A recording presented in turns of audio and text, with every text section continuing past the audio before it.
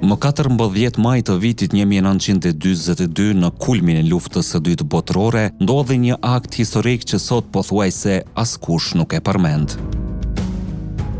Një akt që nuk u krye me armë, por me fjalë të shkruara, me firma dhe me një kërkesë të drejt për drejt drejtuar shtetit shqiptar. Përfaqësuesit e popullsisë myslimane dhe katolike të Podgoricës dhe Luharit i dërguan një lutje zyrtare Tiranës, duke kërkuar që tokat e tyre të përfshiheshin në gjirin e mëmës Shqipëri, jo si favor, por si e drejtë historike. Para se të vazhdojmë, nëse këto histori të pathëna të kombit shqiptar i konsideroni të rëndësishme, pëlqejini videon dhe abonohuni në kanalin Histori Epike, sepse këtu sjellim dokumente, fakte dhe ngjarje që nuk i gjeni në librat shkollor. Në vitet 1941-1943, Shqipëria ndodhej nën pushtimin fashist italian. Por për herë të parë pas optimit tragjik të vitit 1913, një pjesë e madhe e tokave shqiptare jashtë kufive politik u bashkuan administrativisht me shtetin shqiptar.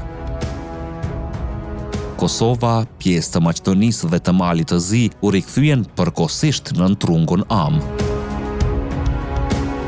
Për të administruar këto troje u krijua Ministria e Tokave të Lirueme, një institucion që kishte për qëllim jo vetëm qeverisjen, por edhe rivendosjen e identitetit shqiptar në tokat e shkëputura me dhunë. Por padrejtësia e vitit 1878 ende rëndonte si plag e hapur. Podgorica, një qytet me histori shqiptare, ju dha Malit të Zi nga fuqitë e mëdha pa u pyetur popullsia vendase. Banorët protestuan, luftuan dhe derdhën gjak, por Evropa e kohës zgjodhi interesat politike dhe jo drejtësinë historike. Megjithatë, ndjenja shqiptare nuk u shua kurrë. Kjo u dëshmua qartë në maj të vitit 1942, kur përfaqësuesit e Podgoricës i shkruan Kolbip Mirakajt duke i kërkuar që të përdorte gjithë ndikimin e tij për bashkimin e qytetit me Shqipërinë. Në lutjen e tyre drejtuar Tiranës, përfaqësuesit e Podgoricës e thonë qartë se gjithçka nisi nga viti 1878. Një vit që ata e quajnë pa drejtësi të rëndë ndaj krejt dheut shqiptar.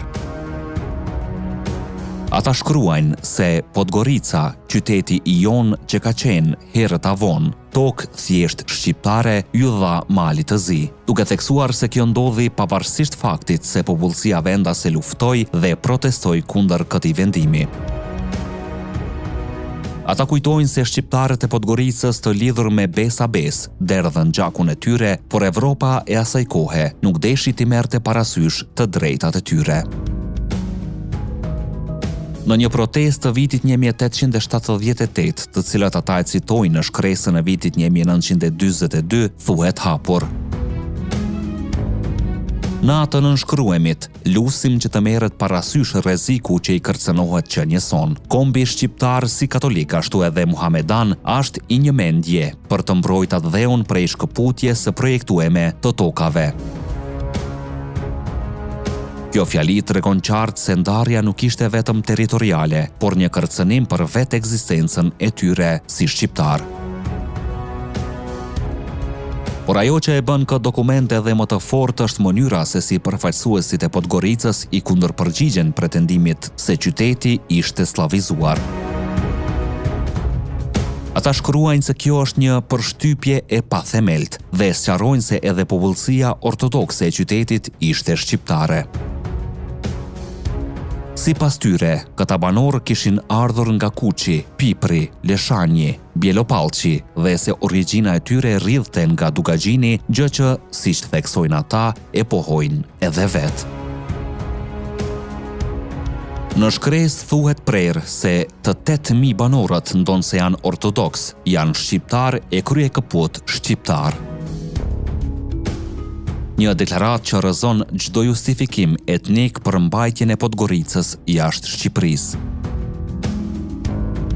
Ata shkojnë edhe më tej, duke argumentuar se edhe sikur padrejtësisht të lihej në Malë të Zi, Podgorica nuk do të mund të jetonte. Arsyeja ishte ekonomike dhe gjeografike. Sipas tyre, i gjithë hinterlandi i Podgoricës, Gruda, Hoti, Trieshi, Dinosha, Koqa, Matagushi, Vranja dhe shumë treva të tjera ishin thjesht shqiptare dhe të lidhur natyrshëm me Shkodrën. Ata shkruajnë se jeta e Podgoricës pa këtë hinterland është kryekëput e pamundshme, duke shtuar se edhe tregtia e qytetit ishte bërë gjithmonë në Shkodër. Përfundimi i tyre ishte i qartë dhe i pamohueshëm. Podgorica nuk mund të jetonte pa rrethin e vet, dhe rrethi nuk mund të jetonte pa Podgoricën. Në fund të lutjes, përfaqësuesit e qytetit deklarojnë me bindje se shumica dërmuese e popullsisë së Podgoricës kërkonte bashkimin me Shqipërinë.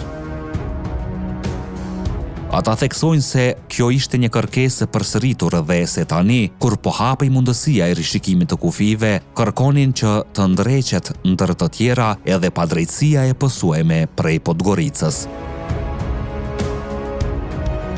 Pak javë më vonë, një apel i ngjashëm vjen edhe nga Luhari. Në këtë shkresë thuhet se banorët e kësaj treve, përmes përfaqësuesve të tyre, i luteshin sërish shtetit shqiptar që vendi i tyre të përfshihej në kufijtë e Shqipërisë së Madhe. Autori i shkresës thekson se këta njerëz qysh prej vitit 1878 kanë vuajtur nën thundrën e slavit barbar. Një fjali e rëndë që përmbledh dekada dhune, shtypje dhe mohimi identitar. Dokumenti mbyllet me një thirrje që tingëllon më shumë si betim se sa si shpresë. Do të fitojmë. Këto shkresa nuk janë thjesht letra arkivi. Ato janë zëri i një populli që refuzoi të pranojë padrejtësinë si fat. Janë dëshmi se kërkesa për bashkim me Shqipërinë nuk ishte e rastësishme, por e menduar, e argumentuar dhe e mbështetur në histori, ekonomi dhe identitet. Janë prova se shqiptarët e këtyre trevave nuk u dorëzuan, as pas dekadash sundimit të huaj. Historia e Podgoricës dhe Luharit na kujton se kufijtë politik ndryshojnë, por kujtesa kombëtare mbijeton, se padrejtësitë mund të zgjasin dekada, por nuk shuhen kurrë nga zemrat e atyre që i përjetuan, dhe se historia shqiptare ka ende shumë kapitoj që presin të tregohen. Nëse mendoni se këto histori duhet të njihen dhe të diskutohen më shumë, na shkruani mendimin tuaj në komente dhe ndani këndvështrimin tuaj.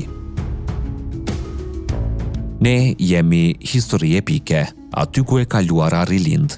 Deri në videon tjetër, qëndroni krenar dhe të vetëdijshëm për gjakun që rrjedh në damarët tanë.